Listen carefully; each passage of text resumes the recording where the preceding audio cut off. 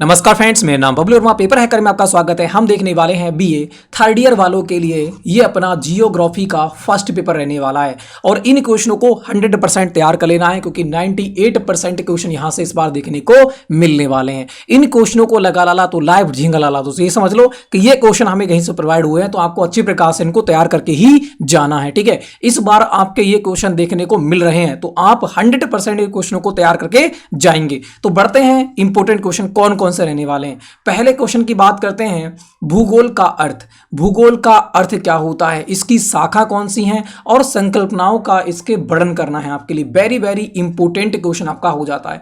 Next की बात करें क्षेत्रीय विभिन्नता के बारे में। क्षेत्रीय विभिन्नता और क्रमबद्ध भौगोलिक एवं प्रादेशिक भूगोल का वर्णन करना। एक क्रमबद्ध भूगोल होता है और एक होता है प्रादेशिक भूगोल। इनके बारे में आपको अच्छी प्रकार से पढ़कर जाना है, वेरी इंपोर्टेंट आपका हो जाता है। नेक्स्ट की बात करेंगे तो भूगोल, ठीक है, भूगोल के बारे में भौतिक भूगोल तथा मानव भूगोल का वर्णन। देखो हमने कौन कौन से भूगोल, क्रमबद्ध भूगोल, प्रादेशिक भूगोल, भौतिक भूगोल और मानव भूगोल, ये वेरी वेरी इंपॉर्टेंट हैं तो इनको आपको पढ़कर जाना है। नेक्स्ट की बात करेंगे प्राचीन भौगोलिक ज्ञान के बारे में।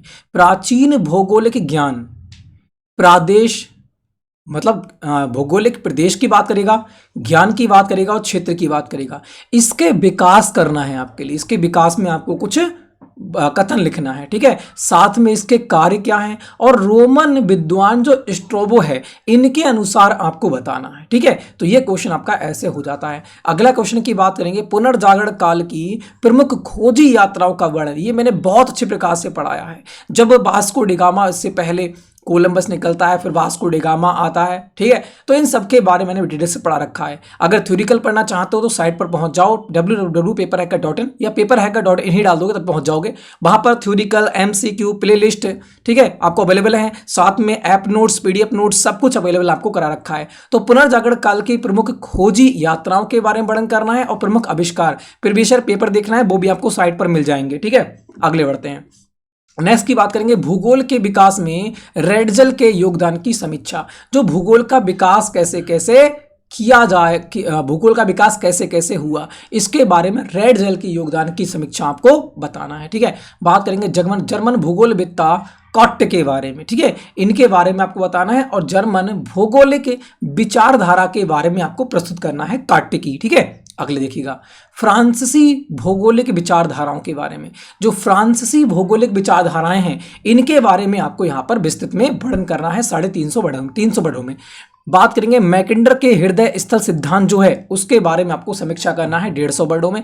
वेरी इंपॉर्टेंट क्वेश्चन आता है। बात करेंगे डेविस का अपर्दन चक्र। जो डेविस का अपर्दन चक्र है ये पढ़कर जाना क्योंकि ये पिछली बार क्वेश्चन पूछा गया था। ठीक है, बात करेंगे हैटिंगटन का वर्णन। जो हैटिंगटन है उसका वर्णन, और बात करते हैं हैटिंगटन के द्वारा प्रस्तुत प्राकृतिक प्रदेशों के बारे में थोड़ी सी आपको लिख देना है। ठीक है, अगले देखें ब्रिटिश भौगोलिक विचारधारा, वेरी वेरी इंपॉर्टेंट है, और अमेरिकन भौगोलिक विचारधारा, क्योंकि यहां से कंपटीशन एग्जाम जब दोगे वहां पर भी आपको ये क्वेश्चन देखने को मिलेंगे यहां से, तो इसलिए आपको यहीं पर अच्छी प्रकार से पढ़ लेना है जो कि ये भी क्वेश्चन ना छूटे और साथ में कंपटीशन एग्जाम जो दो वो भी आपको थोड़ा सा फायदा देखने को मिले। नेक्स्ट क्वेश्चन बात करें भूगोल में द्वैतावाद की अवधारणा। जो भूगोल है उसमें द्वैतावाद की अवधारणा के बारे में प्रस्तुत करना है, अतः अंधकार युग के विषय में अपने विचारों को लिखना है। ठीक है, अगले देखेंगे जर्मन भौगोलिक विचारधारा के प्रमुख विद्वानों एवं विषय क्षेत्र के बारे में आपको समझा देना है, किसके, जर्मन के बारे में।